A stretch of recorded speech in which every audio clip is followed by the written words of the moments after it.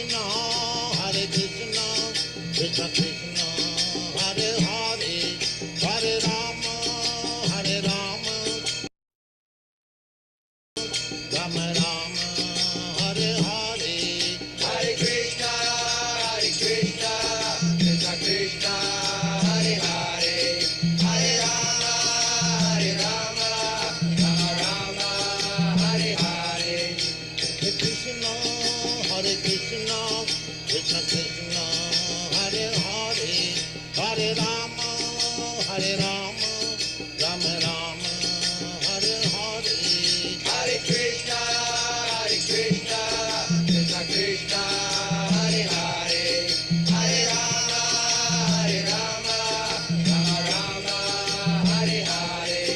Hare Krishna, Hare Krishna, Krishna Krishna, Hare Hare, Hare Rama, Hare Rama, Rama Rama, Hare Hare. Hare Krishna, Krishna Krishna, Hare Hare, Hare Rama,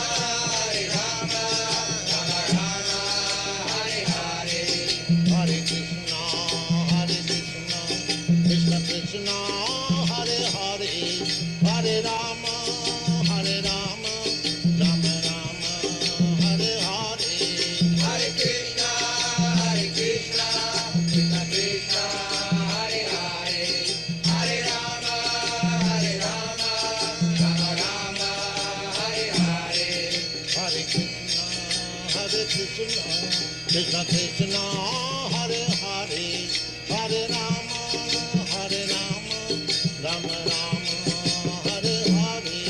Hare Krishna, Hare Krishna, Krishna Krishna, Hare Hare, Hare Rama, Hare Rama, Rama Rama, Hare Hare. Hare Krishna, Krishna Krishna, Hare Hare, Hare Rama, Rama Rama, Hare Hare. Hare Krishna, Hare Krishna, Krishna Krishna, Hare Hare, Hare Rama, Hare Rama, Rama Rama, Hare Hare. Hare Krishna, Krishna Krishna, Hare Hare, Hare Rama, Rama Rama, Hare Hare. Hare Krishna, Hare Krishna, Krishna Krishna, Hare Hare, Hare Rama, Hare Rama, Rama Rama, Hare Hare. Hare Krishna,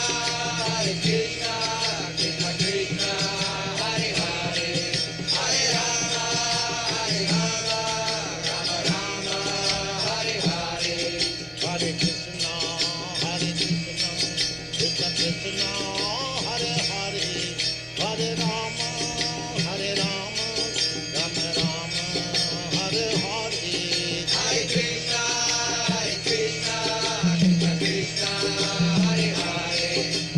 Rama, Rama Rama, Hare Hare. Hare Krishna, Hare Krishna, Krishna Krishna, Hare Hare, Hare Rama, Hare Rama, Rama Rama, Hare Hare. Hare Krishna, Krishna Krishna, Hare Hare, Hare Rama, Rama Rama, Hare Hare.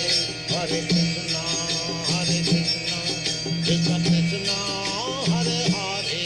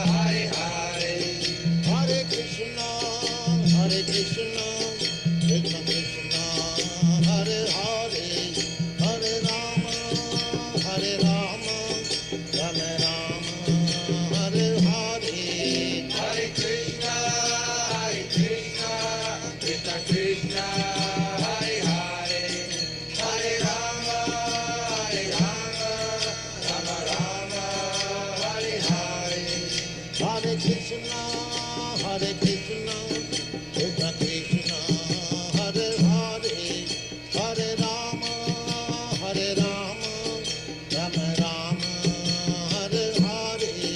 Hare Krishna, Krishna Krishna, Hare Hare, Hare Rama, Rama Rama, Hare Hare. Hare Krishna, Krishna Krishna, Hare Hare, Hare Rama, Rama Rama, Hare Hare. Hare Krishna, Krishna Krishna, Hare Hare, Hare Rama, Rama Rama, Hare Hare. Hare Krishna, Krishna Krishna, Hare Hare, Hare Rama, Rama Rama, Hare Hare. Hare Krishna, Krishna Krishna, Hare Hare, Hare Rama, Rama Rama, Hare Hare. Hare Krishna, Krishna Krishna, Hare Hare, Hare Rama, Rama Rama, Hare Hare. Hare Krishna, Krishna Krishna, Hare Hare, Hare Rama, Rama Rama, Hare Hare. Hare Krishna, Krishna Krishna, Hare Hare, Hare Rama, Rama Rama, Hare Hare. Hare Krishna, Krishna Krishna, Hare Hare, Hare Rama, Rama Rama, Hare Hare. Hare Krishna, Krishna Krishna, Hare Hare, Hare Rama, Rama Rama, Hare Hare. Hare Krishna, Krishna Krishna, Hare Hare, Hare Rama, Rama Rama, Hare Hare. Hare Krishna, Krishna Krishna, Hare Hare, Hare Rama, Rama Rama, Hare Hare. Hare Krishna, Krishna Krishna, Hare Hare, Hare Rama, Rama Rama, Hare Hare. Hare Krishna, Krishna Krishna, Hare Hare, Hare Rama, Rama Rama, Hare Hare.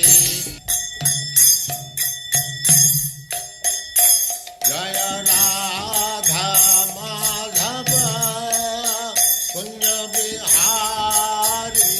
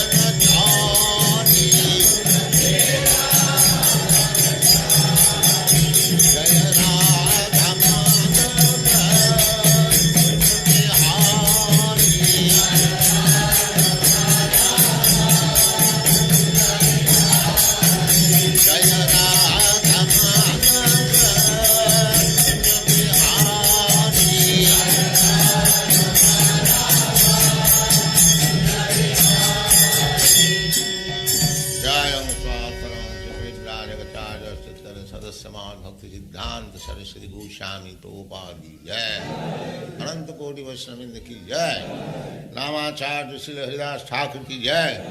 प्रेम से कहो श्री कृष्ण चैतन्य प्रभु नित्यानंद से अद्वैत गदाधर शिवासादि गौर भक्तवृंद की जय। श्री श्री राधा कृष्ण गौ गोपीनाथ श्याम कुंड राधा कुंड गिरिवर्धन की जय, वृंदावन धाम की जय, नवद्वीप धाम की जय, स्वामी तो भक्तवृंद की जय, गंगा माई की जय, जमुना माई की जय, तुलसी देवी की जय, भक्ति देवी की जय, स्वामी तो भक्तवृंद की जय। All glories to the assembled Lord. All glories to the assembled Lord. Thank you very much. Hare Krishna Maharaj.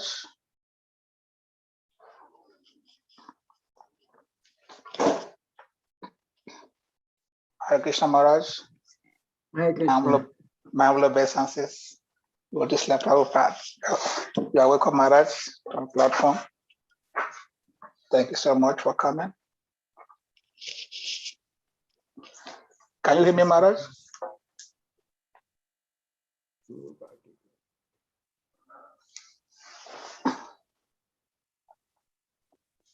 So I will put this sloka for today on the screen, and then. Oh, I see why I can't hear, because my speaker is low. Okay. Okay. It's okay now? Yes.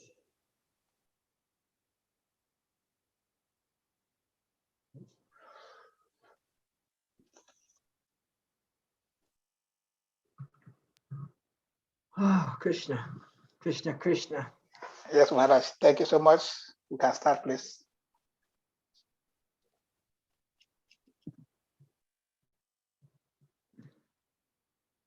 Are we ready? Yes, Maharaj. Oh, I see a Narayani on the bottom. Is that Narayani from Miami? I don't know, Maharaj. Many people, because we post the poster online, anybody can join from anywhere in the world, around the world. From Chicago. Chicago, okay. Narayani from Chicago? Maharaj, your voice is very far away. Can we hear you a bit louder? Uh-oh. Please. Let me see here. Is that better? Yes, Maharaj. Nice, good. Oh, there, Ekadasi does. From Alachua? Many people are still going in to join as you go on. There's lots of people. Everybody gets the same name now, so I get excited when I see people that I think I know, but not sure. Yes. Sorry, Maharaj. My name is Radhakund. Ekadasi was my daughter. She had class yesterday. I forgot to change Oh, it. okay, okay. And Narayani, are you from Miami? Are you my friend? Is she my No, friend? I'm from Houston, Maharaj. No, Narayani. Oh, no. Radhakund. Yeah. But I'm just.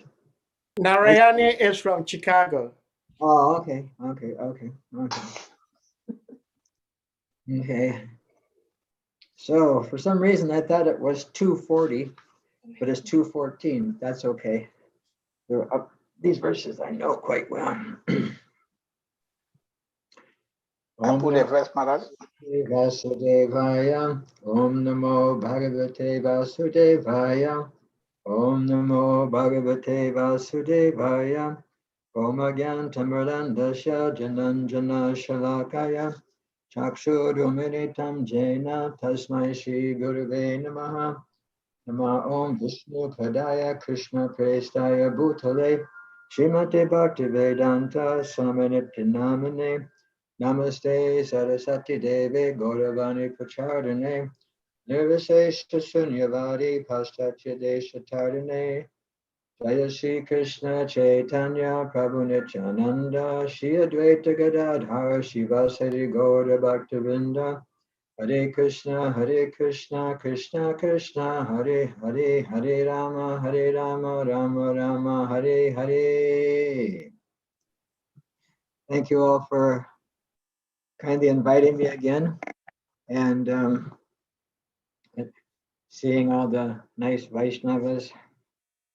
I guess they're from a lot of places here, huh? You have international group here. You have an international group. So then you said it, I thought it was 240. Then I thought, oh, it must be 215. Now I realize it's 214. I know, anyway, I know the two verses, so it's okay. I'll do okay.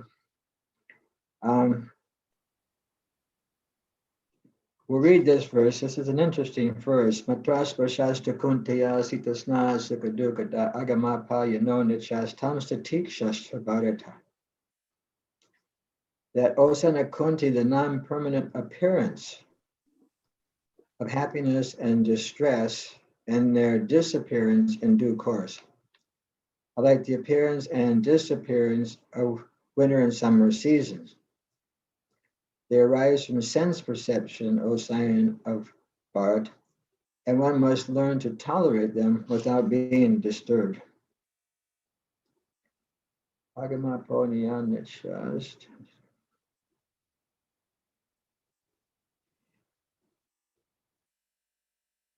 Everything here is non-permanent, isn't it? Nasato vijate bhavo, na bhavo vijate sataha. That which is spirit is eternal, and that which is material is temporary. So this non-permanent appearance of happiness and distress and their disappearance in due course are like the appearance and disappearance in the winter and summer season. Really a good analogy, because nothing stays, nothing continues to go on. And just like the summer season, we understand that it's summer due to our sense perception, because it feels hot. Wintertime, it feels cold, depending on where you're from. I mean, some people have a rainy season and a dry season for winter and summer. Here in Texas, we had for Texas, it was a brutal winter. I mean, if it was further north, like New York or Chicago, would have been a mild winter, but for us, it was brutal. We had like 4 or 5 inches of snow, and the electricity went off, and the water went off, because they're not prepared this far south. But these things arise from sense perception, and so the so-called appearance of happiness and distress, they can be. It's destination. It's destined. We have a certain amount of health, a certain amount of wealth, a certain amount of beauty, a certain amount of intelligence. All these things are given to us through the transferring of one body to the next. We know this. A nice analogy that I just heard Srila Prabhupada give, and I must have heard it before, but it was like, we always hear things the second time or the third time when we think that, oh, that's a new one. So Prabhupada explained it. It's like having a jacket and a shirt. So the jacket is like the material covering of the body. Bhumina po nano vayu, it's earth, water, fire, air, ether. So that's the outer covering of our body. And then the shirt covering of the body is mind, intelligence, and false ego. And then behind that is the soul, right? Behind it is the soul at the bottom. And so this mind, intelligence, and false ego, it's carried to the next body by the what would you say? I guess if you can say mercy, or by the function of the super soul, because the super soul is the witness. Super soul witnesses our activities, and so the super soul understands what our next position should be, and we're given a particular body. And in the Bhagavad Gita, it explained, just as the wind carries aroma, or the breeze carries aroma, and so in the same way, we're carried from this body to the next body with our subtle body, along with the spirit soul, and we're given a new body. And so that new body is based on our thoughts, and our thoughts, yam yam vapi smadam bhavam chagyat yanti kalevaram, whatever state of being, whatever our consciousness is at the time of death, that state will attain without fail. And in the purport of that verse, Srila Prabhupada says that all of our activities throughout this lifetime will create our remembrance at that time of death. We shouldn't we all accept it if I get it. We shouldn't expect the honorary degree. In other words, sometimes there's an honorary degree, someone gets an honorary degree for doing something special, and they'll give them an honorary degree in literature, or they give them an honorary degree in something because of some extra, what would you say, valuable activity that they do.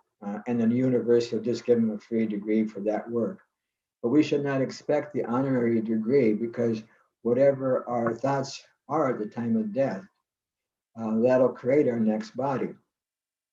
And in that verse, that word yam yam vapi smartam is very important. And Prabhupada explains there that smaram is not possible for the remembrance of Krishna, is not possible for the impure soul. And so we have to take into the account our actions and our thoughts and what we're meant to do in this lifetime very seriously. We don't want to lose that opportunity. I was just reading recently how fortunate we are to have this human form of life, where we have the developed intelligence by which we can search out and try to understand our eternal relationship with Krishna. So here, the idea that they arise from sense perception or sign about, and one must learn to tolerate them without being disturbed. Maybe I'll call on some volunteers. Anybody remember a time when they have to tolerate?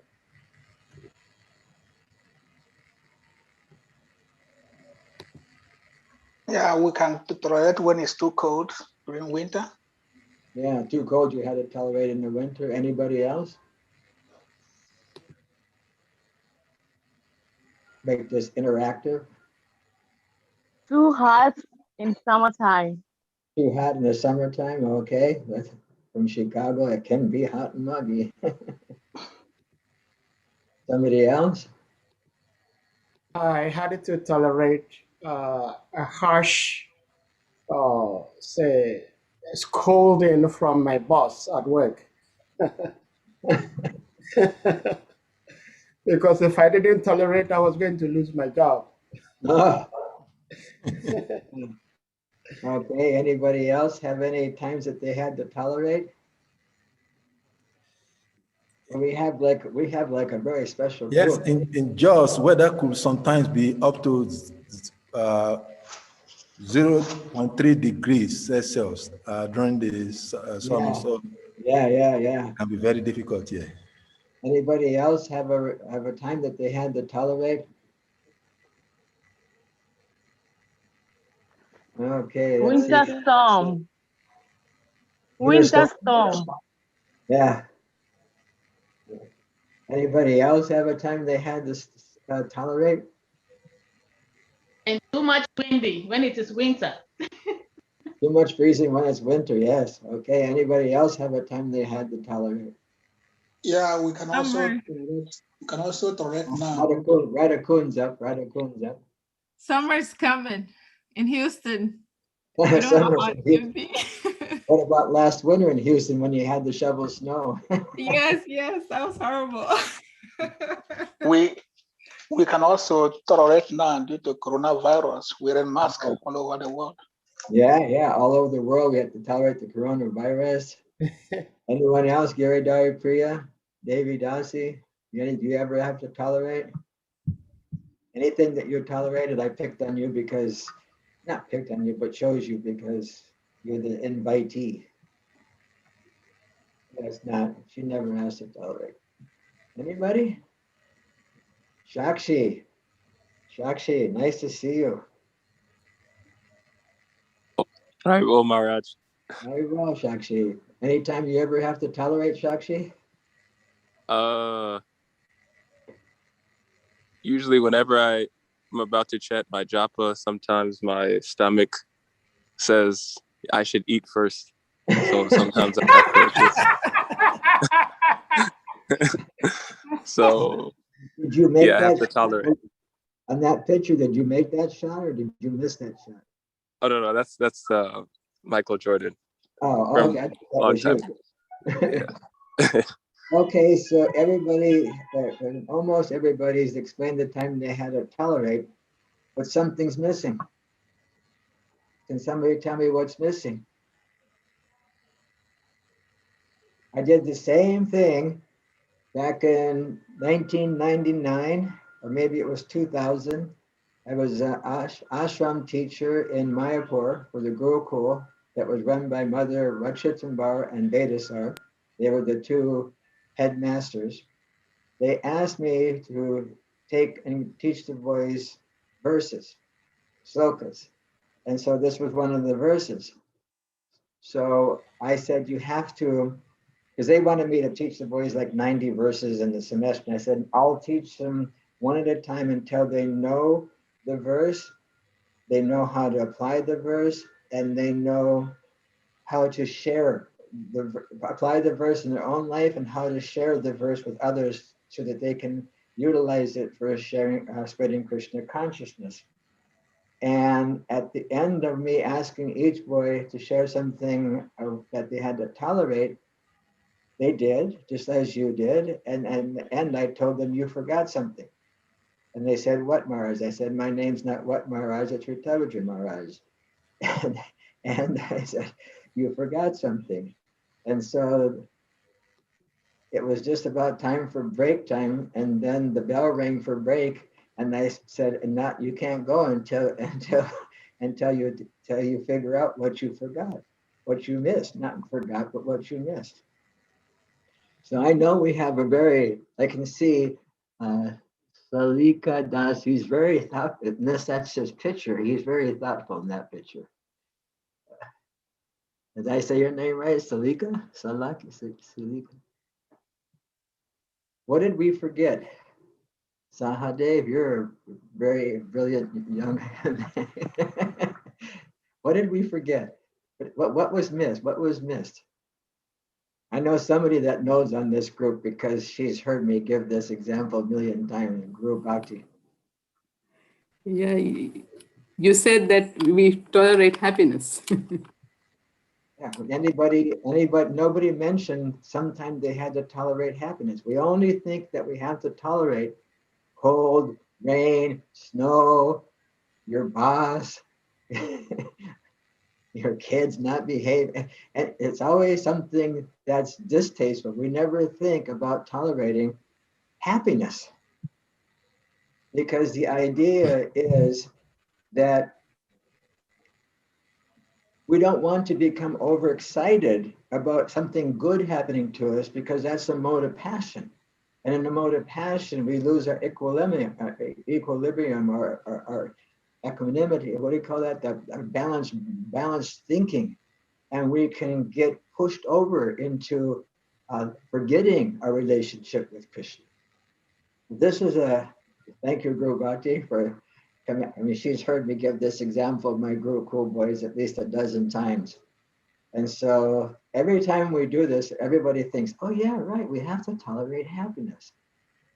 We have to, in other words, we get overexcited, just like, say, for example, you get a promotion, and now you wouldn't think I have to tolerate getting a promotion from my boss. You may think I have to tolerate the heavy words or the discouraging words from your boss, or tolerate a beautiful day in Houston when it's springtime, and it's like really nice in Houston in the spring, it's nice in the fall, but we don't think I have to tolerate those.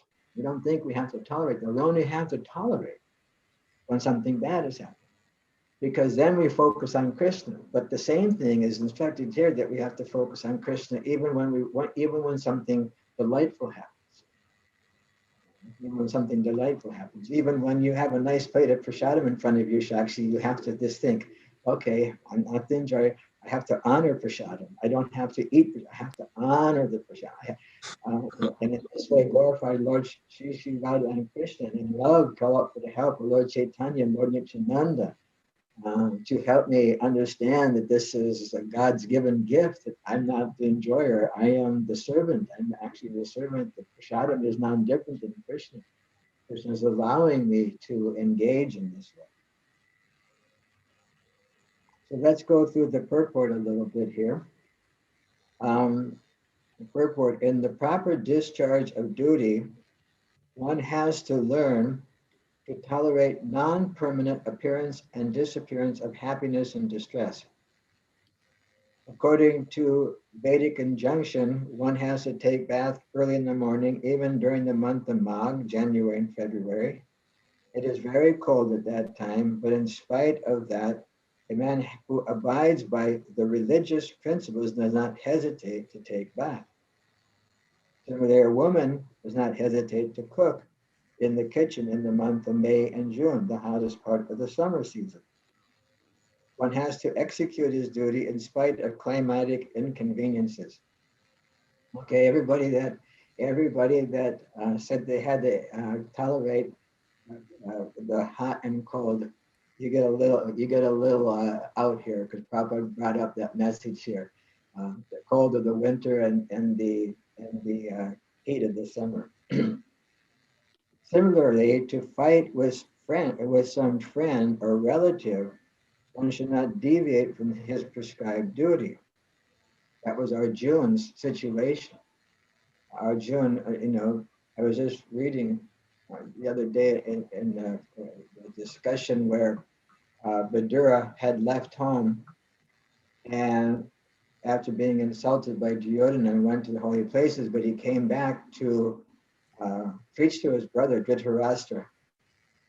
And this point of them having to execute or what would you say, engage in the battle of Kurukshetra was very difficult, very, very difficult. And Arjun was told by Krishna, by your nature, you're a warrior.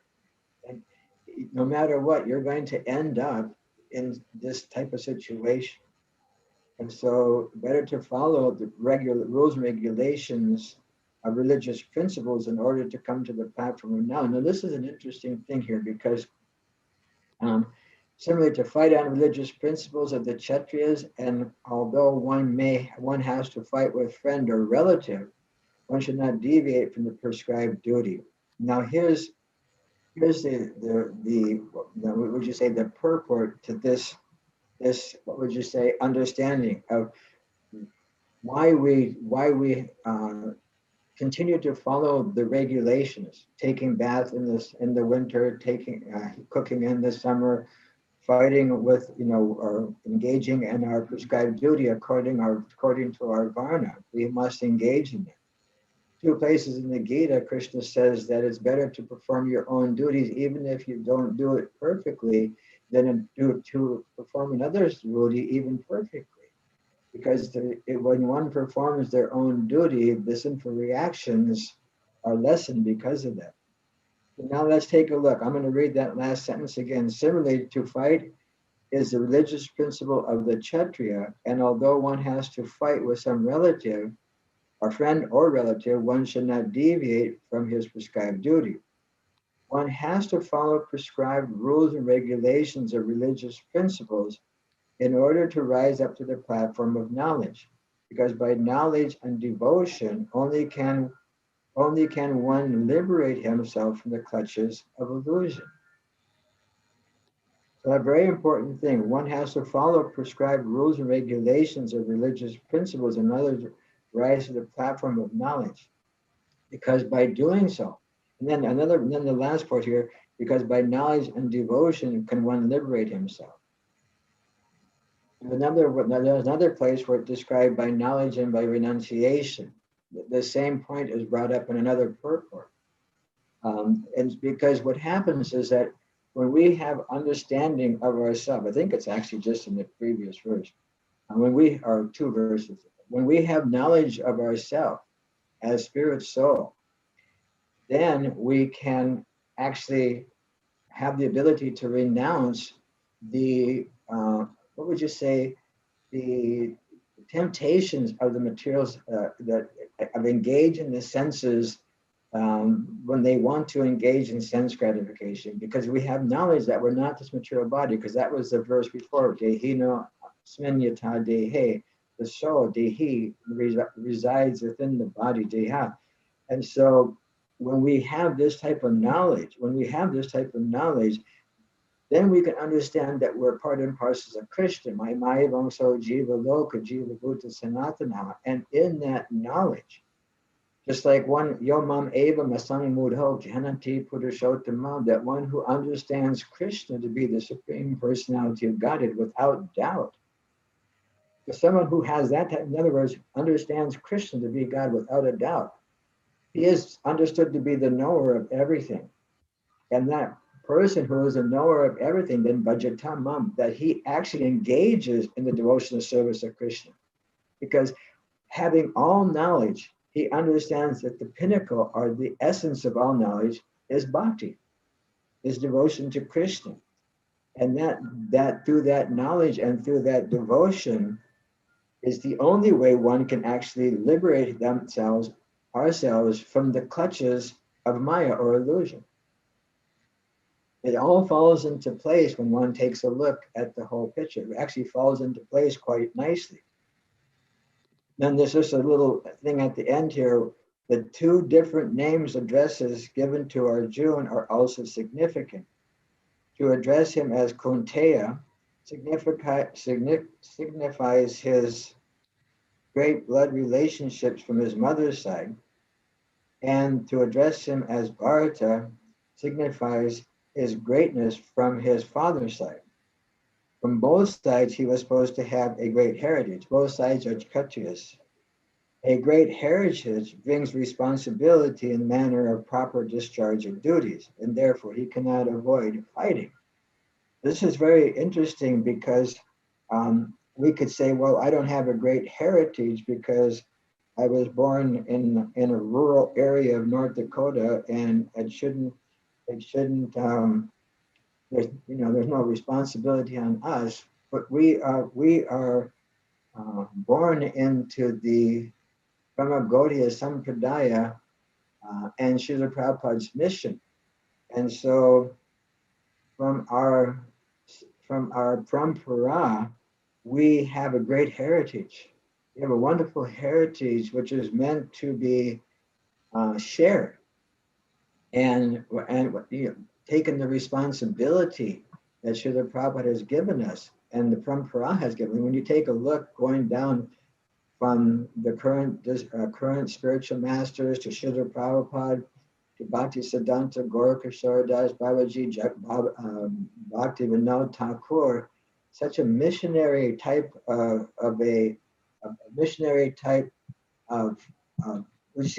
heritage. Missionary type heritage, and we have what would you say, inherited that. And if we don't utilize our inheritance, just like, say for example, you get an inheritance from your family, and you I guess in America they say you blow it. You just spend it recklessly. Then you're not responsible. And so in the same way, we want to actually utilize our heritage, our disciplic heritage, our parampara heritage properly. And this will bring, as Prabhupada said, brings responsibility in the manner of performing our prescribed duties. In other words, this is our responsibility. And as we engage like this, our responsibility becomes fulfilled. Without fulfilling that responsibility, we don't really gain. The gain is less. I mean, we do gain, no matter what. I was just reading yesterday that, and I think I put it on my WhatsApp message, that if one engages in devotional service with some material motive, and that happens sometimes with a material motive, one won't be able to get the vision or the true understanding of Krishna as he is, and as the holy name as being identical with Krishna. He may get some material benefits from that, because when one is acting or performing devotional service, they automatically give, or they become Vaishnavas, they give up sinful life, but internally they may be thinking that I can get some, it'll be easy, it'll be this, it'll be that, and I can get some benefit on the material side from it. Krishna doesn't really truly reveal that. But when we do this in the proper consciousness, this is described, I was just reading the other day that Adhira, that just to become sober is the first step. And then the next step is out of frustration, one renounces. But that's still not enough, because even in the 3rd chapter of the Gita, right away, Krishna tells Arjuna that by renunciation alone, you can't attain perfection. You can't attain perfection. One has to work just to maintain their body together.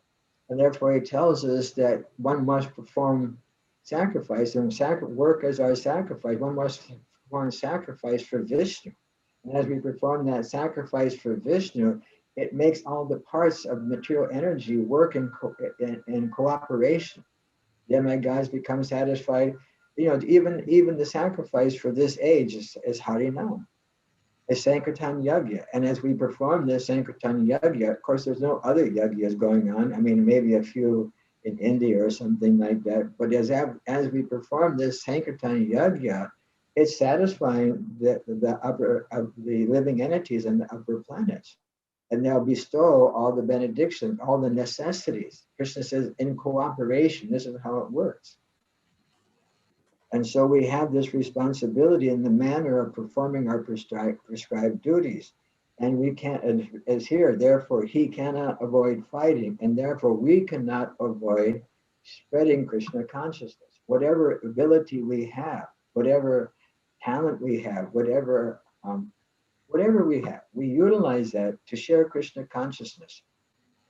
Whatever method we find appropriate. Just like now, devotees are understanding that we have to learn how to do this through, what do we call this, social media, or some process. We have to understand how to do this. And so it's so important, it's so essential for us to make sure that this duty is performed with the proper consciousness. Because when it's the consciousness. I was reading that just the other day. It's how did it go? It was like how one engages purposefully engages. This actually comes from like it's that 28th verse of the 7th chapter, where let me just say, I can probably catch it real quick here so I can say it properly.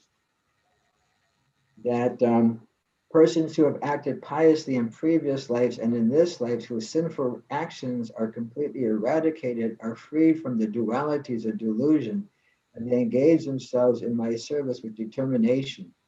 So the persons who have acted piously in their previous lives and in this life, and whose sinful reactions are completely eradicated, are freed from the dualities, then they can engage in devotional service.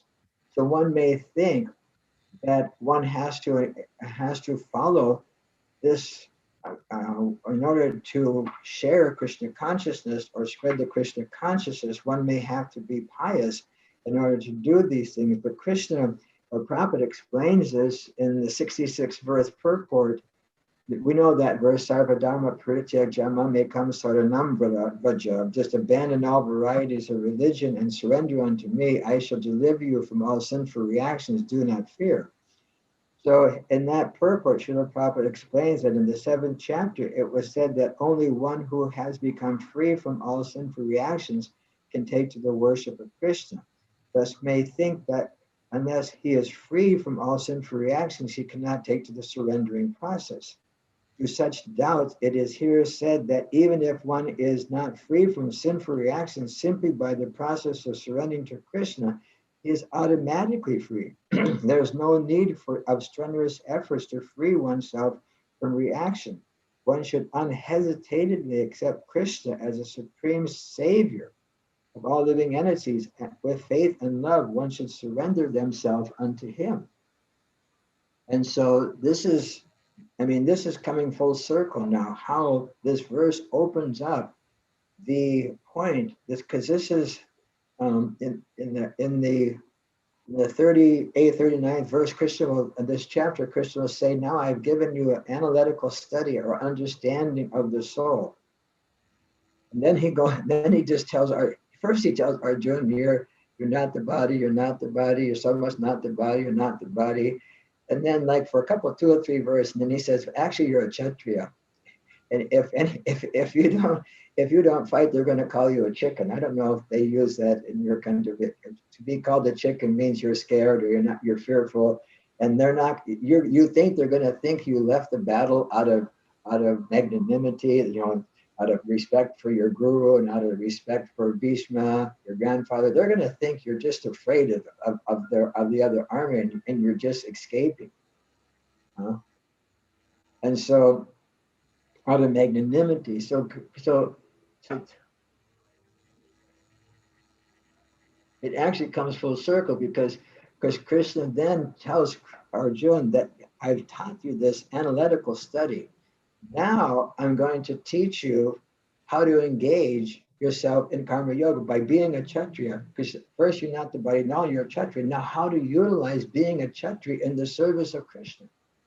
How to utilize your nature in the service of Krishna. Because when you get it in the 18th chapter of the Gita, say verses 40 onward, there's a couple of verses where Krishna explains the Brahmins, the Kshatriyas, the Vaishyas, the Sudras.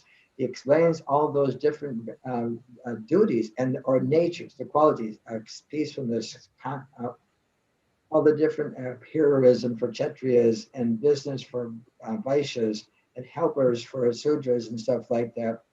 And then he explains that there's each and every one of these, a spider's attending the Gita class on my computer. It reminds me of the spider that was helping Ramchandra. I don't know why he's on my computer, but anyway. So the idea is Krishna tells Arjuna, it doesn't matter it doesn't matter if you're a Brahmin, a Kshatriya, a Vaishya, or Sudra. Every one of those occupations can attain perfection by doing that occupation in relationship to Krishna. And so there's harmony because each and every one of us has equal opportunity to achieve Krishna. It's not that only the Brahmins can do it because they're situated in the mode of goodness, or the Kshatriyas can do it because they're a little bit in the mode of passion. Vaishyas because they're touched by ignorance. Oh no, maybe they can't get in, and Sudras because they don't have the intelligence, or they just have to work for someone that they can't make it. No, Krishna says every single one can make it. Every single person can make it if they utilize that which they've been given due to their past karma. Whatever kind of body we get due to our past karma, we can utilize it in the service of Krishna. And in that utilization of our nature in the service of Krishna, we can attain perfection. This is an equal opportunity verse from the Bhagavad Gita. It's total equal opportunity to serve Krishna. Doesn't matter, male or female, this place, that place, this creed, that creed. Prabhupada mentions this all the time. Doesn't matter where you come from, anybody and everybody, and anywhere in the world, he says. Anyone can offer a little fruit and flower to Krishna. Patam pushpam palatoyam in the 9th chapter of the Gita. Krishna explains that and Prabhupada in the purport of that verse explains that even the poorest man can offer a little water or a leaf. This is available in any place in the world. I mean, I guess in the Sahara Desert or something, there's not very many leaves, but or over in Nevada in America. But basically speaking, anybody anywhere in the world can offer a little leaf or flower and this to Krishna, no matter where they're at. I want to speak, we can offer our heart to Krishna. We can offer everything we have to Krishna, and it becomes a what would you say? An opulence. It's an opulence. It's a great opulence to have to been given the opportunity, wherever that can. Of course, bhakti begins from bhakti. It can't. There's no other independent. It has to come from bhakti. But the idea is that we perform these activities in such a way that we attract the attention of Krishna. This attracts the attention of Krishna. Srila Prabhupada, spiritual master, would say, don't try to see God, act in such a way that God wants to see us. And as we do that, and as we follow our duty, as we follow our prescribed duties, and avoid the neglect due to overexcitement when something happy happens, or happiness happens, or when distress happens. Be equipoised in that situation. Be thoughtful. A lot of times I'll tell people that in our interactions throughout the day, just pause, acknowledge, and respond. Don't just react. Pause, acknowledge, and respond. Because if we just react to things, that's generally in the mode of passion. I mean, it won't be every time, because we may have pondered that in the past.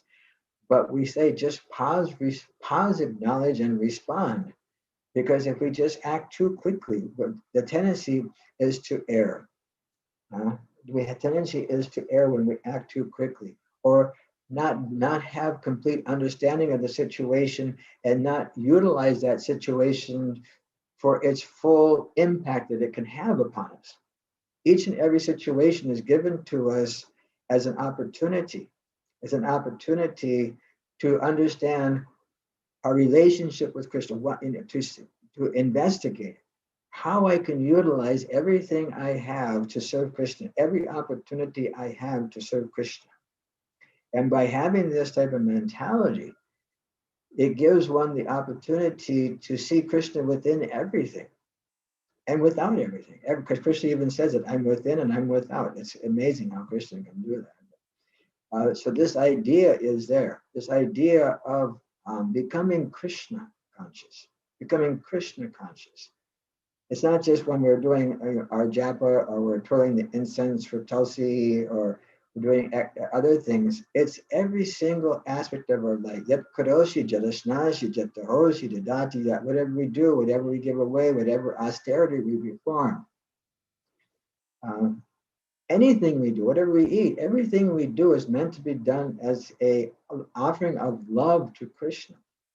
Because that love is a key thing. Tesham shatata yutanam rajatam pritapurvakam. To those who are devoted to engagement, love and devotion, to them I give the understanding by which they can come to me. Pritapurvakam, but this loving exchange, this loving intention.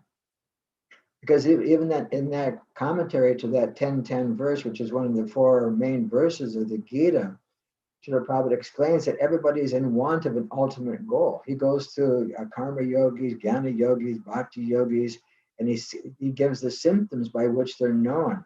And he says that everybody is in want of an ultimate goal. And once we set Krishna as our ultimate goal, then we have a permanent, no matter what phase of life we're in. Just like the previous verse, it says, Komardam Yovanam Jada, from childhood to youth to old age. Wherever we're at in the changing body exhibit, wherever we're at in this changing body exhibit, and towards the end over here, wherever we're at in that changing body exhibit, we have a permanent goal. Just like when I was young, I had a certain goal. When I was a teenager, I had a certain goal. When I was in college, I had a certain goal. But when we come to Krishna consciousness, we have love of Krishna as our permanent goal. And then whatever phase our body is in, we utilize that to serve Krishna. Because Krishna is present within that. This is the special gift of Krishna consciousness, because it's not just. The other day I was listening to a lecture. Prabhupada was saying that somebody was saying, your religion. He says, no, ours is a spiritual culture. It's cultivating spiritual life. Culture means cultivation. So we're cultivating spiritual life. We're cultivating a lifestyle which enhances our ability to relate to or understand our eternal relationship with Krishna. And it doesn't matter if you're a student or a business person or a laborer person or whatever. You can be that, and that can be utilized in the service of Krishna, and that can connect you to Krishna. I remember one time, Guru Bhakti may remember this because I think she was there. I was invited to give a class for the youth of the area So they had all these kids. Some of them were a little young and some of them were teenagers. And the goal was for me to like enlighten, the kids and stuff like that. And so I requested the kids, maybe, I said, when you go to school, because it was like a weekend. So I said, when you go to school on Monday, I want you to when you go into the school, I want you to find one thing in school on Monday that reminds you of Krishna. And then when you go on Tuesday, I want you to find one more thing that reminds you of Krishna. And when you go to school on Wednesday, one more thing. And each day find one new thing that reminds you of Krishna.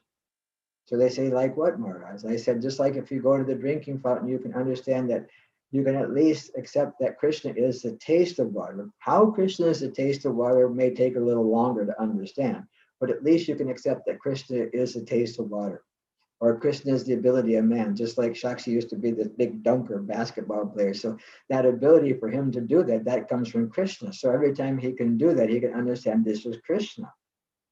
And in the same, and so I told the kids, you have to go to school for 180 days. So after you finish your first this year of school, when you go back to school next year, you'll have 180 places where you'll see Krishna. And by the end of that year, you'll have 360 places where you remember Krishna. And by the time you finish 12 years, I don't know what the number would be. We need a mathematician in the group here, but it'd be like 108. Well, it would be 1,080 by the 10th grade, so 360 plus 1,080. Shakshi, help me out here. So, and then I turned it over to the I turned it over to the parents. Shakshi turned off the screen. That might be pick on. So the idea is I turn it over to the parents. Because the parents, they have to, if they get the weekends off and they get a 2-week vacation, they have to work about 220 or 230 days a year. So I said, when you go to the office, when you go to the construction site, whatever you do, I want you to find one thing that reminds you of Krishna. Because Krishna is everywhere. It's not that, I mean, Krishna is very subtle, but we can find Krishna within everything. We can find Krishna everywhere. There's no place that Krishna is not.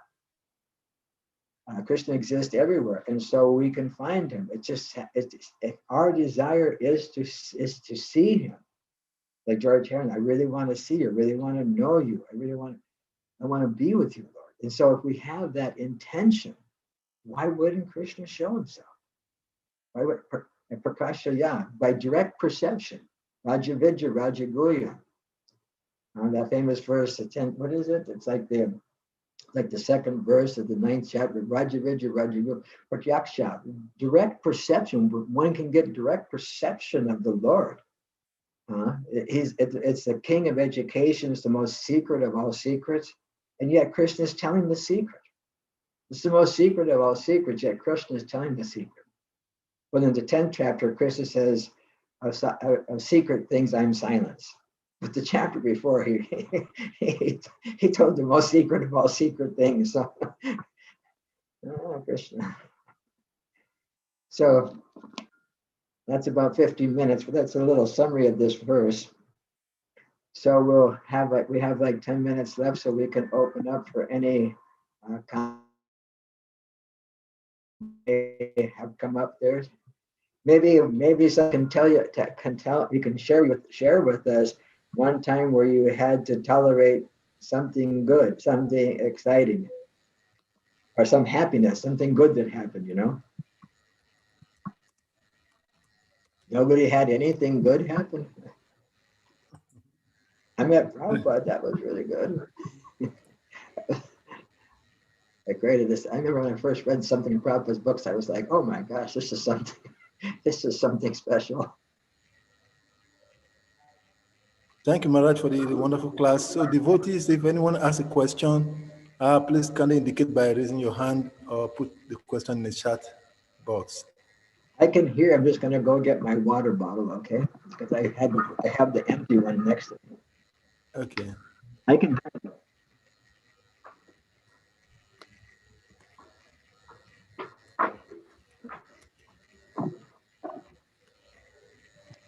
Meanwhile, Maharaj, I have a question. Sure. Okay. In the course of the lecture, you quoted a verse, chapter 15 of Bhagavad Gita. I think that's text 19, where you mentioned about one who actually knows Krishna. He knows everything. Say it again. You quoted a verse in the course of the Yeah. lecture. I think that was 15:19 of Bhagavad Gita, where you quoted Krishna, one who knows Krishna knows everything. Mhm. Yeah. So my question is, as we engage in Krishna consciousness, we have knowledge that Krishna is the Supreme Personality of Godhead. We understand the Bhagavad Gita. We've studied the Bhagavad Gita. We've studied the scriptures. So, at what point is one considered to be knower of Krishna as related to that verse which Krishna is talking about? Because we see that even though we know the Bhagavad Gita, we know the philosophy, but then most of the time we don't know what is Krishna. We don't know everything because so many things are still eluding us. So how when we get to that level of knowledge, knowing everything? You go to verse 15:24 or 15:20. Yomam evam asang mudo gyananti purushotamam. One who understands Krishna to be the Supreme Personality of Godhead without a doubt. Okay, that's nice. Is to be understood the knower of everything. Without a doubt. So when one is free of doubt, see, doubt means faith, shraddha. So one who has complete faith in Krishna is a pure devotee. The one who has complete faith in Krishna is a pure devotee. Now, Srila Prabhupada explained this very clearly, that it doesn't mean, see, Krishna knows everything about everything. He's omniscient. Omniscient. He knows is that what it? Anyway, he doesn't, I don't remember which omni it is. Omniscient, omnipotent, omnibenevolent, all the omnis, right? And so Krishna knows everything about everything everywhere. But Prabhupada explained that he knows whatever Krishna wants him to know. It's not like I think at one point, I think it was in Hawaii, it's not like Prabhupada knows every single nut and bolt on a 747 jet. But because he knows Krishna, he can know everything that he's meant to know to serve Krishna. And when you have no doubt, then Krishna reveals to you exactly how you're supposed to do that. How just like Prabhupada, he engaged in Krishna consciousness. Very, very, very unbelievable what Prabhupada did in those how do you say it? Short few years. I said it backwards. A short few years, because he had that full faith in Krishna. Full faith in Krishna, without doubt. So that's the qualifier. That's the qualifier. And the end result, and the point of that verse is that the end result of having this type of knowledge is that everything else isn't as important as, because the verse of Bhajana, ends up the last couple of lines of the verse. Sasarvavid bhajanti mam sarvabhavena bharata, that one therefore engages himself in full devotional service. In full devotional service. That means through, everything throughout our day, everything is engaged in the service of Krishna. And because we just know that that's the right thing to do. We know it's the right thing. So we need that qualifier. Thank you very much, Maharaj. That's a wonderful explanation. So we have the next question from Sahadev Prabhu. Sahadev Prabhu, you can go ahead and ask your question. Well, Hare Krishna, thank you, Maharaj, for the class. Thank you, Sahadev. It's always blissful to have your association, Maharaj. Thank you. I have a couple of questions. I think The first two questions, I'll try to combine them to make it one question. Okay. That is, you indicated, as the scriptures also indicate, that one has to perform his or her prescribed duties. And my question is, who is the prescriber of our duties? Who prescribes this is your duty, that is your duty, and then you have to do these duties because they are your prescribed duties? And you were also saying in the lecture that Krishna was telling Arjuna to fight because that is his nature. If he did not fight, it is contrary to his nature.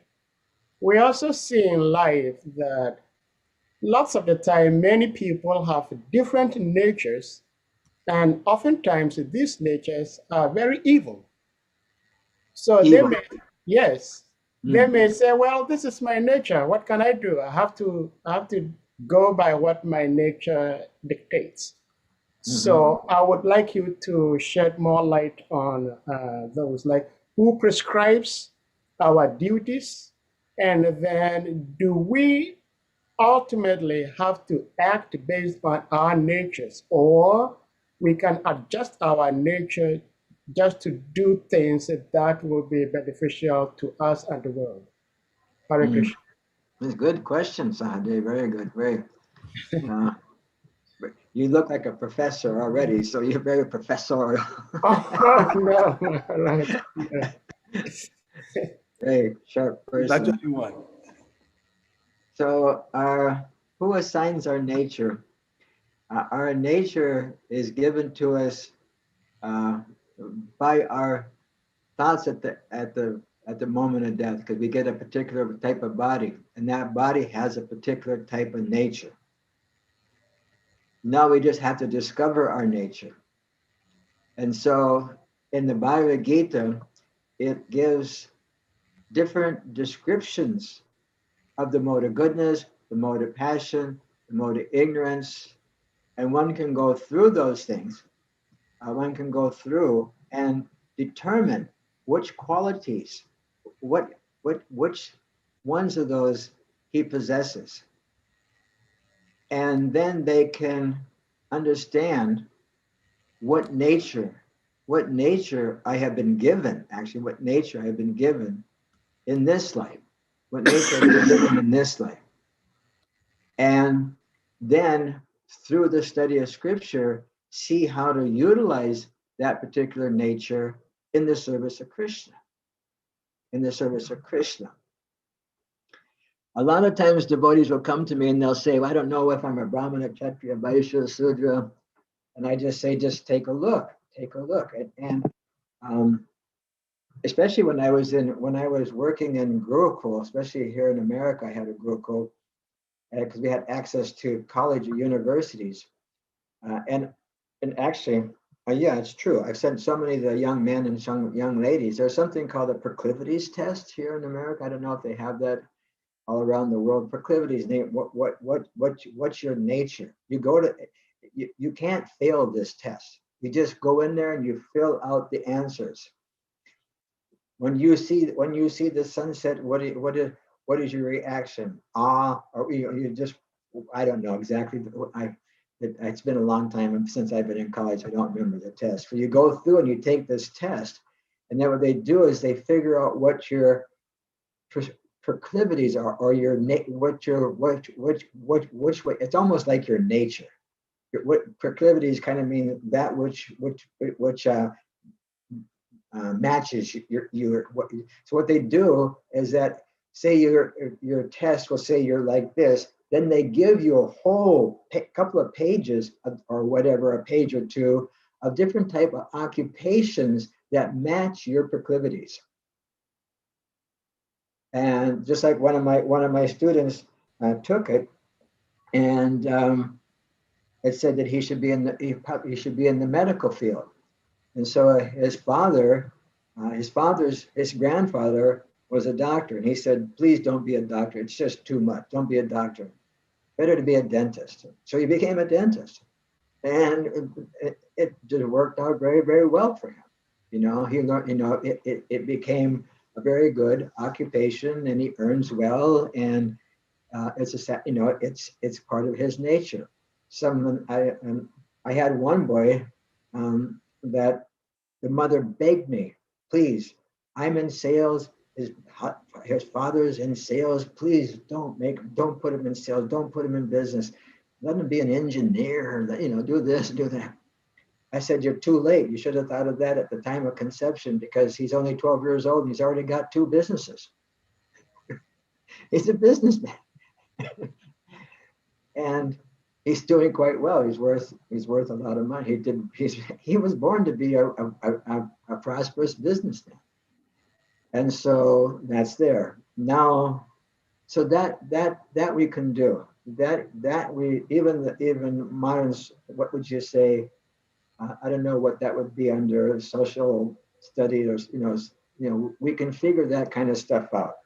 There's a way to do that, understanding our natures and being engaged in that type of nature. And you can see that sometimes those who what would you say, don't work in their nature are not happy. You can see that some people, you know, there's a saying in the West, I don't know exactly how it goes, but it says that if you work in an area that you like, you'll be happy, and the money will come. Somehow or another, your maintenance will be provided for. That's almost like saying, you know, find your varna, get in your varna and engage in your varna, and your what would you say, by doing so, you'll be provided for. Because it's stated in the Bhagavatam that at the time of one's birth, material nature is organized in such a way that every single thing that you're supposed to get in this lifetime will be there for you through the agency of material nature. Material nature will have exactly what you need to fulfill all that which you brought with you from your previous life. You know, if you're supposed to be a rich man or a poor man or educated man or an uneducated man or a married man or a not married, or whatever it's supposed to be, that'll all be there. Nature has, you know, it's been given the components for whatever we're meant to be. So that's pretty cool. That's pretty cool. As far as I'm concerned, I mean, that's just really, really, you know, cool. And then when it comes to the point of estranged people, in other words, yeah, they can say, you know, what can I do? You know, I'm born a pedophile. You know what I mean? Okay, bad karma, spend your life in jail. That just doesn't work here in a civilized society. If that's what you want to be, you want to murder people, okay, that's just you can't. It's not my fault. No, it is your fault. You chose that in your previous life by your sinful actions in your last life. You can't blame, you know, God or material nature for making you an evil person. You chose that. You know, by dint of your previous sinful activities. And that by dint, I would have never spoke that way if I've never heard Prabhupada say it a million times. By dint of our previous activities, you know, we're inclined, you know, that there's sinful seeds of desire in the heart. Now, if one takes to a process to cleanse that, just like Prabhupada, there was a time, I think it was 1975, Prabhupada was flying, he was flying from somewhere to Chicago. And in America, we have 2 magazines. Well, we have many magazines, but 2 news magazines, Newsweek and Time magazine. And one of them had a cover on it, crime and what to do. Like there's so much crime, you know, we don't even know what to do anymore. So Prabhupada just jumped on that. He saw that magazine in the airplane. He jumped on it, and he lands in Chicago. And he says, you have this problem in America, you know, in the airport with all the reporters. You have this problem in America. I just read it on the Time magazine, crime and what to do. We know what to do. We can solve your crime problem. You just give us the facility, we can stop it. We will feed them sumptuous food and we'll engage them in Harinam and we will stop this crime problem. And so, can one change? Yes, one can change. The current, what do you call it? Penitentiary, it's called something else. Penitentiary is where you go. Penal system, I think it might be called. I have a hard time finding words. But it does, basically what it does is train you up to be a better criminal so you don't get caught, because you discuss with the other crime people, how to avoid getting caught. But in some cases they do give, they can get a degree, they get a halfway house and get some kind of employment even though they're accused of a crime. But Prabhupada had the solution. Just like he had the peace formula. You want peace?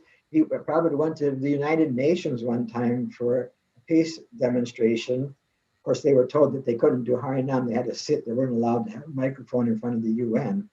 But he would say that, he'd say, you call yourselves United Nations, but where's the unitedness? You get more flags every year. There's more flags coming up, more disunity than unity. And so the unity is to understand that Krishna is, he's the supreme provider. He's the demigods. He's the best friend of every living entity. And if we can understand this, then we can actually come to commonality that Krishna is the seed-giving father of all living entities, and we're all related somehow or another to Krishna. I mean, generally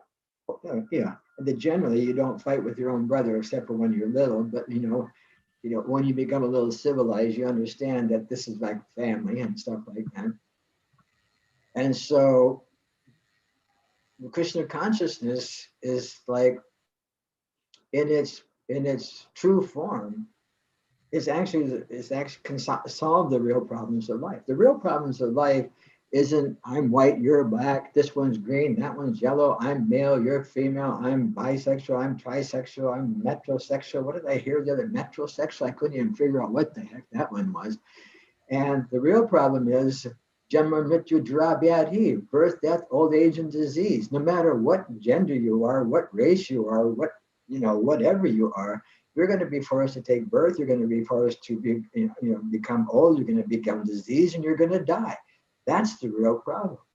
And until one makes a solution to that problem, he's no better than the animal. That's a problem. I'm just quoting Prabhupada, You're no better than the animal, dying on the street like the cats and dogs, Prabhupada would say. Die on the street like the cats and dogs with no understanding of where we're going to go and how we're supposed to do this. This is Krishna consciousness. This is the beauty of this society, of this culture, this spiritual culture. Because it enables us to have at least an understanding, understanding why, understanding of who we are, how we got in this situation. You can't blame your mom and dad. We chose that factory to be born in. By our previous activities, we chose that particular mother and father, mom and dad. It's a mom, what do you call it? Mom and pop shop. And they produce this little living entity, and whatever it is, you can't blame them. It's just our destiny. Our destiny.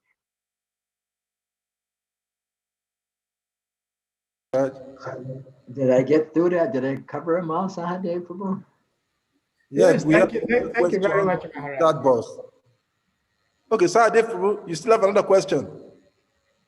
Yeah, actually, like the latter part of Maharaj's answer reminds me of a discussion I had with a senior god sister one time ago. And Maharaj, please, I do not want you to delve into this topic, but I was having a conversation with her, and we're talking about natures, that people will live and act based on their natures. So I was saying that, yes, we all have natures, but some natures are bad, and you cannot just say because somebody has that nature, he or she has to go by that. Because I know a little bit about astrology and palmistry, and people are packaged differently. There are some people, one of their sources of happiness and satisfaction is causing people to having troubles, like gossiping. You know, like when I gossip about somebody and the person gets in trouble, I feel I feel happy. Some people are packaged like that. So The verse is Parasuka Duki. It's a verse. It's a song. Parasuka. I derive pleasure from other people. I get sukha by other people's dukkha. I get pleasure by other people's misery. Yeah, thank you, Maharaj. So I was saying that somebody might be packaged like that, but that is the reason why we preach, that somebody may have some bad traits, but probably by preaching, the person might tend to change. So this morning, there was a lecture being played on this same platform where Srila Prabhupada was saying that according to the Vedic teachings, like the Africans are not very civilized. They cannot take to Brahminical culture. But Krishna consciousness is spreading everywhere, and we are making devotees all over the world. So even though it is my nature, when I was born, my tongue, my taste bud were designed differently because I enjoyed eating all the nasty carcasses, which I abhor today. Yeah. But I enjoyed them before I knew Krishna consciousness. But by coming to Krishna consciousness and with gradual training, today I do not even want to smell them. So, like you said, even though somebody may have a bad nature, like being a pedophile, instead of the person maybe acting in such ways and ending up in jail, probably through the process of preaching, that person might be able to change. And instead of landing in jail, maybe out here preaching Krishna consciousness. So, I mean, that confirms to what Maharaj you were saying, that one cannot just rest and say, well, this is my nature, so I'm going to live like that. So thank you very much, Maharaj. Yeah, that's true. I have to. My head might look a little big on the screen because I have to get close to here. You all have a little bit of a British accent. I speak American, by the way. I don't speak English. But it's a very good point. And another thing is to say someone is Parasuka Duki, and you can ask that person, how would you like someone else who is Parasuka Duki to get pleasure out of dukkha you? Yes. Beautiful question. Yeah, how would you like it if somebody did that? How would you like it if somebody did to you what you're doing to them? Yeah. How would you like that? Well, I wouldn't like it. Well, do unto others as you'd like to be done to yourself. That's the Bible. We're taking out the Bible here now. So, yeah. And so the idea is, that can change. That can change. And as you were saying, previously you had one understanding. I also wasn't born a prasadamtarian. I was born, what do you call it? What is the word where you eat everything? You're carnivores, or herbivores, omnivore. You just practically eat anything, right? But when I was in college, I read something that the human beings, their bodies are not meant to do that. So I stopped eating meat. just because I got a little bit of knowledge. Then I met the devotees later on, and I said, okay, this is really good. This stuff's really good, much better than I'm cooking, you know? And so when you get a little bit of knowledge, you see, knowledge is such a valuable gift. In the Gita, Krishna tells Arjuna, there's nothing so sublime and pure as transcendental, as not, especially transcendental knowledge. And that which we thought was wonderful before, we can't even imagine. We can't even imagine. And in the same way, you know, hopefully, if we did come in contact, let's say a very, very abusive, sinful natured person, if they could just hear, a little, if they have that ability to hear just a little bit, it may save them. It just, you know, I can't guarantee, but it just may save them from committing a very, very atrocious crime. It's possible. I mean, we don't know how many of us were, you know, because the sinful seeds reside in the heart and they fructify at different times.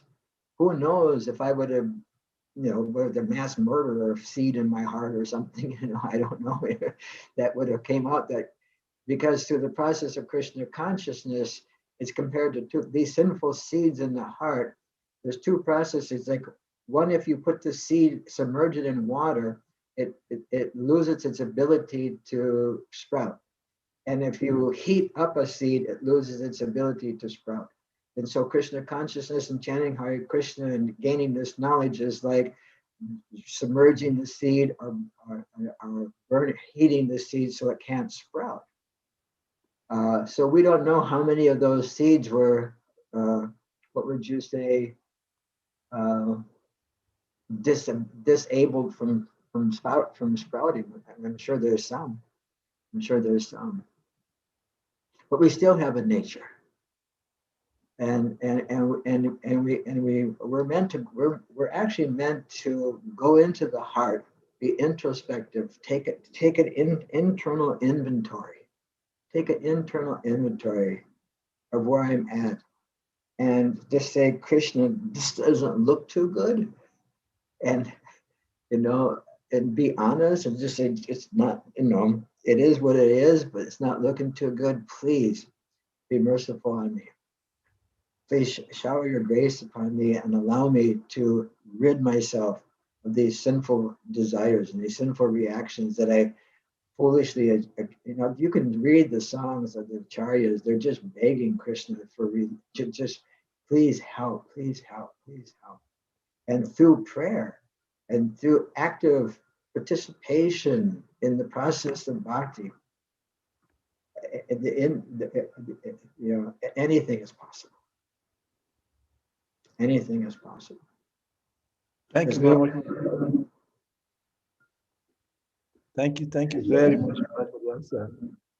We have another question on the chat room from Georgia Mega. Based on your answer to the previous question, Georgia Mega is asking, how is faith different from realization?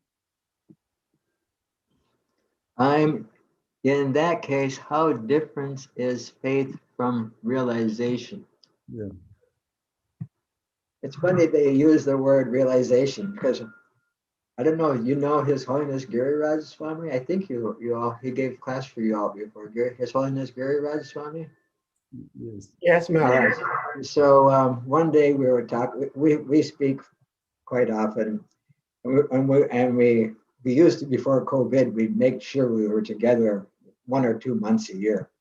Oh, wow. And one day we were talking, and I said, somebody said, I realized this. I said, I don't have realizations. I said, I have thoughts. And Maharaj goes, what are you talking about? I said, realizations are something that are always true, absolutely true, all the time, and can't change. Right? And he goes, what? I said, I have many thoughts, and I think that they're really good. You know what I mean? And I want to follow those thoughts, but I'm not sure they're not going to change at a certain point. You know, I mean, the realization, I can say I have a realization that Krishna is God, but you know, that's above my pay grade at this point in my devotional career. You know, I don't really realize Krishna is God. I understand through my knowledge that I've received that Krishna is the Supreme Personality of Godhead. Just like the introduction to the Gita says, as you read the Gita, you should at least theoretically understand, theoretically accept that Krishna is the Supreme Personality of Godhead is speaking. So theoretically, I accept that. Do I realize that? And deep down in the core of my heart, I'm praying for that day. I'm praying for that day. And so realization is something, you know, something extraordinary. So faith and realization, let's see what Krishna says. I mean, it's not Krishna, Siri. Hey Siri, what is the definition? Oh, how come my Siri's not working? Hey Siri, what is the definition of realization? An act of becoming fully aware of something as a fact. Do you want to hear the next one? An act of becoming fully aware of something as a fact. The fulfillment. Sorry, I missed that. Could you say? Oh man, you see that? Did you hear that? Yeah. All right. That's something, becoming a total, now Siri won't shut up. Siri, what's the definition of realization? The definition of the word realization is coming to understand something clearly and distinctly. The word realization has 5 other definitions. Make real or giving appearance of reality. No, wait a second. This is a different one than I got before.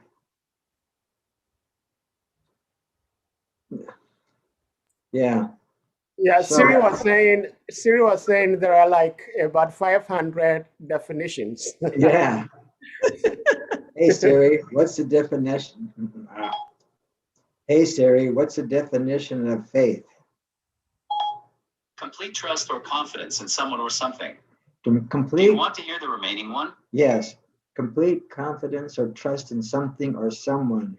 Strong belief in God or in the doctrines of religion based on spiritual apprehensions rather than proof. They don't think that hearing is also proof. They're not. See, the only things that you can, what do you call it? Okay, observe. I found this on the web for complete. We caught them. We caught them. Yeah, we caught them with their, you know, in their own game. And unless I can empirically prove this, it doesn't exist. So faith, you have to have something empirically proven in order to have faith in it. It doesn't have to be empirically. Krishna doesn't have to fit into our database. Yeah. Krishna is way beyond our database. We can't force Krishna into a cow corral or a horse corral or something like that. Or my God is better than your God. My God, these kind of things. So faith means having, understanding of some religious doctrine and stuff like that, and realization was a little bit more. You could see how faith could lead to that. You could see how faith could lead to having a concrete understanding. And so I guess I think it's Dr. George, was it? Was it George?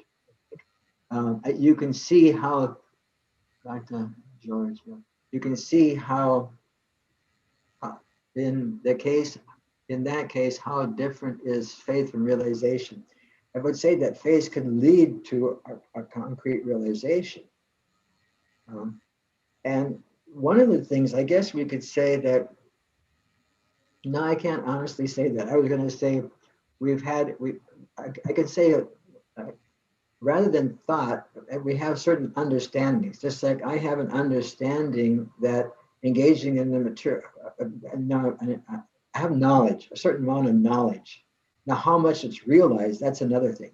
But we have knowledge that engaging in sinful life or engaging in pajab or engaging in certain things is detrimental to my spiritual life. It's detrimental, and certain things are advantageous or positive influences on my spiritual life. That much we can know or have an understanding of, and how much that is realized takes time. You know, the realization is a really, in order to say that I realize that I shouldn't engage in illicit activities. But how much is the heart asking you to engage in illicit activities? And of course, you know, that like Yamuna Chaya, whenever I think of sex life, I spit at the thought, you know, after experiencing Krishna. So how much of Krishna have we experienced? How much of Krishna have we actually experienced where we're ready and willing to cent percent? We would normally say 100%, but since we learned from Prabhupada, cent percent, not want, 100%, cent percent not want it.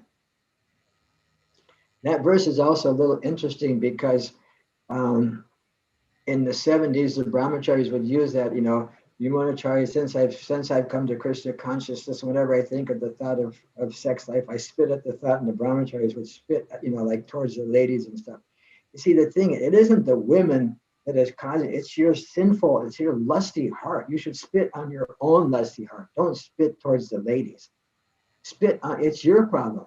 If you're objectifying, you know, some person based on their bodily, what would you say, condition or bodily attributes that attract you and your lusty desires, don't spit on them, spit on yourself. You're the sinful one.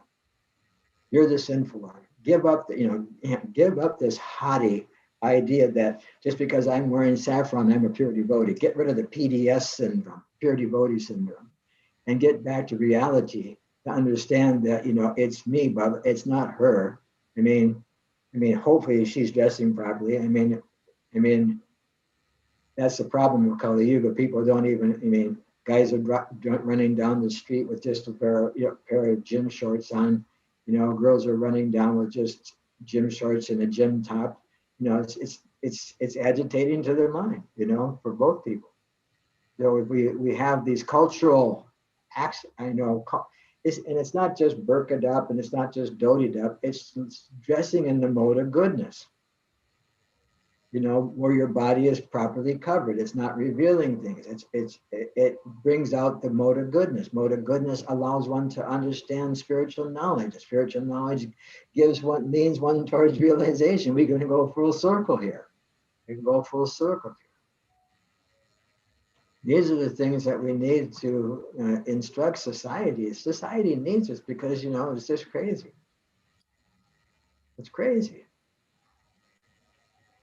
I'll give an example. Just yesterday, I go to this place to chant japa, and there was a girl. She had a shirt and long pants on, and was doing yoga. And it was, you know, it was okay, you know, just normal. And then she took her shirt off, and she had like a choli on, right? Then she took that off, and it was just like jogging bra or whatever they call it, or something like that. And at that point, every single guy that went walking by the path where she was sitting stared at her. I had her blocked by my rear view mirror in my car, so I didn't have to see her. I didn't want to see her. And so, but I would watch the guys go by, and it was like they're on their bicycles, almost crashing, you know, crashing their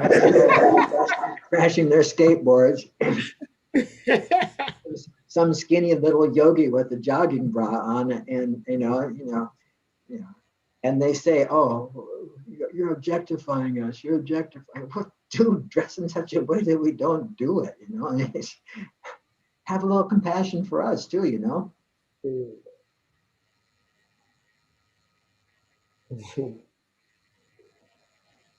Thank you so much, Maharaj. Okay, we went a little over time. Well, Maharaj, and the last note, from your explanation to Judge Amega's question, could we then say that matured faith is realization when faith becomes matured? Yes. when faith becomes 100%, then it is realization. I would say that would be true because full faith means that we're pure devotees of Krishna. When our Shraddha is so strong that without a doubt, there's no doubt,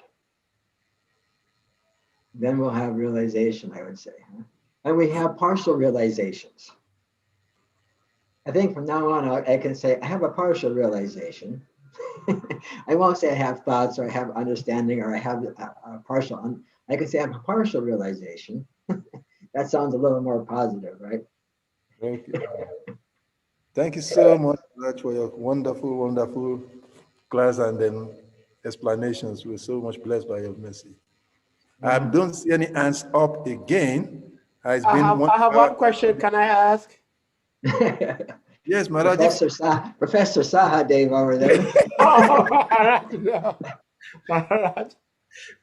Maharaj, please. Listen.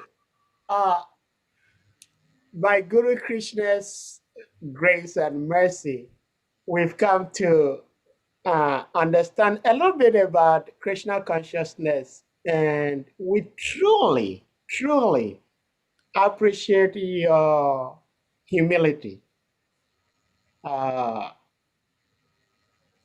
Of course, you do not have to say to the public that I am this, I am that, but we see you as our precious Gurudev, please. So we truly appreciate your humility. My question is, of course, Krishna is Krishna. He can do anything and everything. But we as living entities, and especially as children, we tend to act based on what we see, more so than what we hear. You know, we learn to do things much more based on what we see rather than what we hear. So Krishna seems to have so many contradictory lifestyles. Krishna is a personality of contradictions. You know, he tells us not to lie, but he lies to his mom. You know, he tells us not to do this, and then he will do it. He tells us. So my question is, how do we accept Krishna's words and not look too much into his actions, his behaviors? Because I know that there are many things Krishna, if not everything Krishna does, it's only him who can do them. Nobody can do them. And so we cannot imitate him. But in the case of Lord Ram, he acted just like exemplarily. You know, even when his wife was accused of going with another man, he knew that this wasn't true, but he still wanted to prove to the citizens that, okay, if that is the case, then let's test it. But in the case of Krishna, he's very mischievous. And we following Krishna, how do we go by his words much so than his deeds? That's what I'm trying to arrive at.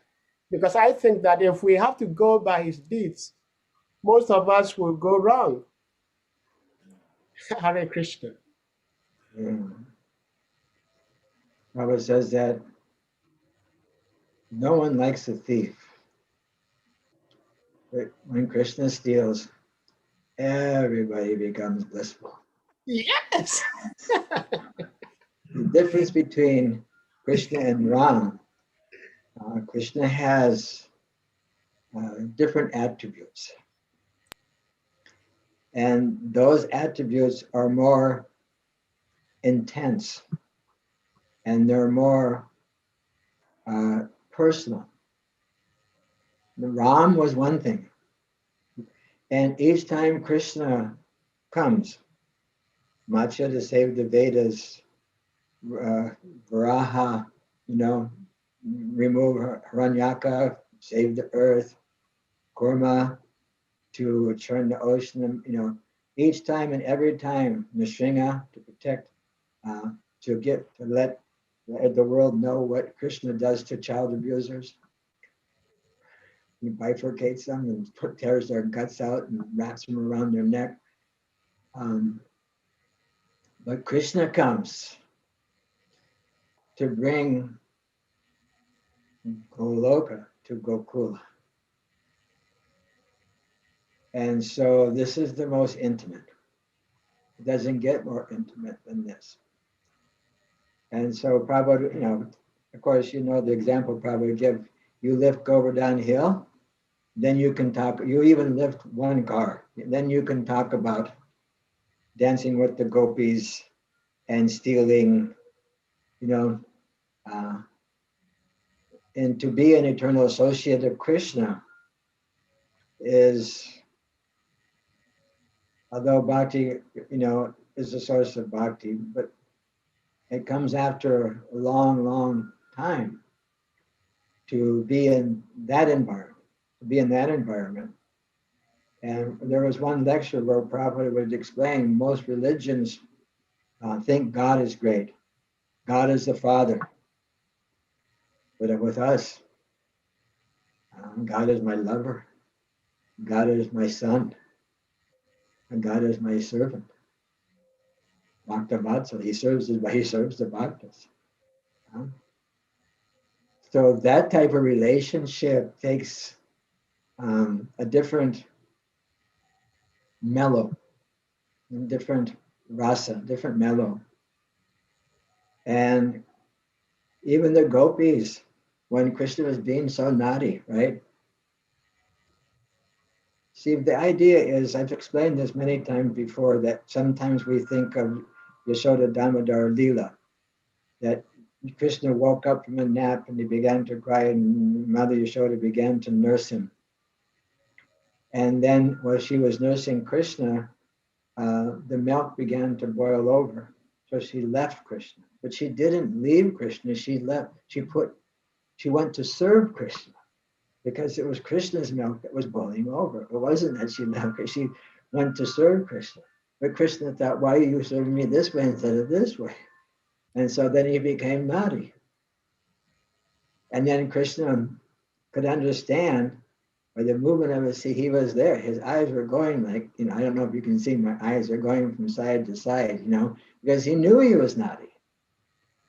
But he knew that he needed, that this is the relationship that Mother Yashoda hankered for in Vatsalya Ras. Vatsalya Ras means parental Ras. Like Mother Yashoda was thinking, she came back and she saw little footprints of the yogurt and butter. Krishna didn't know. Krishna didn't cover up the evidence. He wasn't a slick thief. He was just a thief. And he didn't cover up his footprints. So Mother Yashoda just followed the footprints, and Krishna's hiding. He's in a storehouse and he's hiding. He's looking here and looking there because he knows you. And then when he hears Mother Yashoda coming, he runs. And so Mother Yashoda picks up a stick. Go someplace and tell somebody you're going to beat God. I'm going to beat him with the stick. God is so not, I'm going to beat him with no. Everybody will think you're atheist. Everybody will think you're a faithless person. Mother Yashoda is chasing Krishna with a stick, thinking that she can catch him. I'm going to run and catch God. Go tell someone, I'm going to run and catch God. Nobody will believe you. The yogis are traveling at the speed of the mind. I can go to Vrindavan in a second. What is it, 8,000 miles away or something? I'm there in a second. So yogis are traveling at the speed of mind for millions of years. They can't catch Krishna. Yet Mother Yashoda, because they don't have that seed of Vatsalya Bhakti. They have that desire for mysticism. The yogis have the desire for mysticism, and they're chasing Krishna to get that. So they don't get that Bhakti seed in them. But Mother Yashoda, that Vatsalya Ras, has covered her consciousness to think that my little boy is a thief. if I don't punish him, he's going to become a gang member when he's a teenager. He's going to join a gang. He's going to join M13 or whatever the name of that gang is. I don't know the name. He's going to join a gang. He's going to become a drug dealer or something. I don't know what's going to happen. I have to punish him. And because of the intensity of that love of being a parent, wanting to, what do you say, scold the child or reform the child, Krishna had to stop. Krishna had to let her catch him because that love was so intense, it overpowered Krishna. That's why bhakti is so rarely given, because it's the currency by which Krishna is purchased. He's not going to give that currency out to anyone and everyone. And as this whole thing is happening, Mother Yashoda got Krishna, and Krishna is crying, and his tears are coming from his eyes. His mascara is going all over the place, and he's shivering, and his pearl necklace is shaking. And Mother Yashoda is thinking, oh my God, my child's going to have PTSD because he sees the stick. He's going to get PTSD. I better put the stick down, you know. So, but I have to punish this boy. I will tie him up. I'll tie him up. So she takes the rope and she tries to tie Krishna up, but the rope is short by 2 fingers. So she goes and gets more rope, and it's still short by 2 fingers. She gets more rope. She gets all the rope in the whole household. And the other gopis, other elderly ladies, are watching over the fence and seeing Krishna, and they're laughing and laughing and laughing. They can't believe it. It's so funny, you know. Mother Yashoda's perspiring. The flowers are falling from her hair. She's perspiring, and Krishna's sitting there. And their hearts are throbbing with love. Their hearts are throbbing with emotion because they're all in Vatsalya. So Mother Yashoda ties Krishna. Krishna allows her because of 2 things we know. The 2 fingers represent, what do they represent? Endeavor and Faith. Mercy. Mercy. Okay, mercy. Endeavor and mercy. Mercy, yes. Mercy and grace. I look these 2. We'll do this another time because those 2 words are used in the Gita sometimes, and they have just a little bit of different meaning. So by Krishna's mercy, because he can allow it. Just like when we were kids, we played a game, boys. We would interlock our fingers and we would try to push the other guy down. So it hurt so much, the strongest one would win, right? We called it mercy or uncle. You have to say uncle or mercy. So because when they say mercy, because we have the power to release them, then it's mercy. Grace is just you know, by just grace just happens. There's nothing like this happen. So by Krishna's mercy, because he can fulfill that desire, she's desiring it. It's so painful for her. So he has to give her the mercy and allow her to tie him up. Of course, when he's tied up, then he pulls another prank. He takes the whole grinding mortar and knocks down the 200 June trees. And there's a big crash. And everybody in Vrindavan, everybody in Gokul comes running. What happened? And the cowherd boys say, hey, you won't believe it. And Krishna pulled that grinding mortar and it knocked down those big trees, and these amazing demigods or something came on, and the cowherd boys, the cowherd men and ladies, oh my God, these kids are crazy. These little kids are crazy. What are they talking about? You know, it was must have been some demon or something. And then Mother Yashoda and all the ladies get Krishna. They start chanting mantras and this and that. And so, Krishna's been saved again. How these things are happening? Oh, I was too heavy on Krishna. Oh my gosh, intense. The intensity of that love is far beyond any ability at this point. And as far as humility has, I don't let anyone think I'm pure devotee, I'm this, I'm that. I honestly say I have a long ways to go. It's not humility, it's honesty. I prefer honesty rather than just false humility. And so the idea is that Krishna is so far out. Krishna is so amazing. Far out, it's like an old hippie term. I guess amazing is a better one. Krishna is so amazing. So many things happen in that short span of time. So many things happen in that short span. Thank you very much, Maharaj. Thank you so much. Go ahead, Maharaj. Yeah. Oh, Krishna, Krishna. May these childhood pastimes ever be enacted within my heart. Yeah. This is our prayer. Yeah. Yeah. May these pastimes ever be enacted in my heart. Yeah. So hopefully Giridhari Puja, I used to call her Giridhari Priya. Now I have to, I remember her good name is Giridhari Puja Devi Dasi. Hopefully she'll invite me to see you all again in the future. I'm sorry, I went 45 minutes overtime today. Oh no, Maharaj, we enjoyed it. We enjoyed every bit of it. Thank you so much. Thank you so much. It's so amazingly sweet. Thank you so much for your time, Maharaj. It's sweet like your smiles. So we hope to have you back here very soon on this platform. Okay. So we'll ask all the devotees to unmute themselves and let us chant a very powerful Hare Krishna Maha Mantra to appreciate Maharaj for coming to give this wonderful association. Hare Krishna, Hare Krishna, Krishna, Krishna, Hare Hare, Hare Rama, Rama Rama, Hare Hare. Krishna Krishna Hare His Holiness Raj Maharaj ki jai. Radhe Prabhu ki. Jagat Guru Sri Prabhupada ki jai.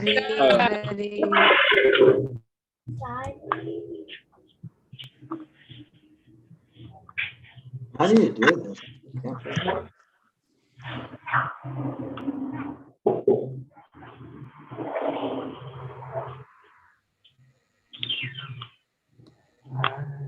What do you need?